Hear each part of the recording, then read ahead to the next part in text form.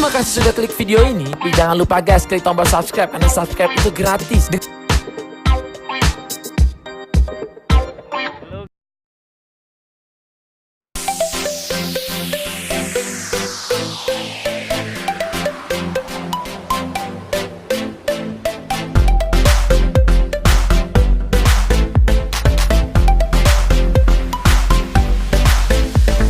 Yang belum subscribe, ayo subscribe channel ini karena subscribe kalian akan sangat bermanfaat untuk mendukung channel ini. Anggap aja sebagai sedekah.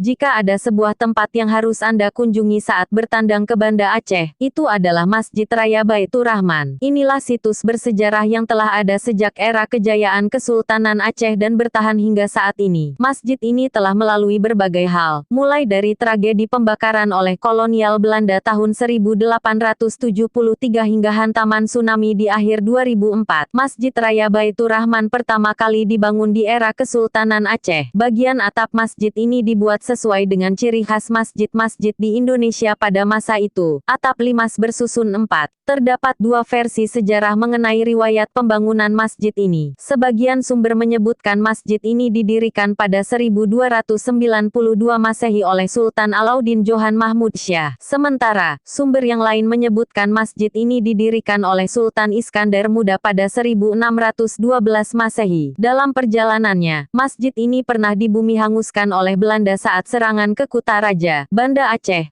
Pada 10 April 1873, runtuhnya bangunan masjid memicu meletusnya perlawanan masyarakat Aceh. Mereka berjuang mempertahankan masjid hingga darah penghabisan. Pada pertempuran tersebut, pihak Belanda kehilangan seorang panglima mereka, Major Jenderal Johan Harmen Rudolf Kohler pada 14 April 1873. Bangunan masjid lalu dibangun ulang oleh pihak Belanda atas perintah Jenderal van der Heijden. Pembangunan ulang masjid ini merupakan bagian dari upaya meredakan resistensi rakyat Aceh terhadap pendudukan Belanda. Proses pembangunan ulang Masjid Raya Baitur Rahman berlangsung pada 1879 sampai 1881 m. Arsitektur bangunan yang baru dibuat oleh De Bruyne yang mengadaptasi gaya Mogul, India. Masjid yang terletak di pusat kota Banda Aceh ini kemudian mengalami beberapa kali perluasan. Yang pertama terjadi pada tahun 1936.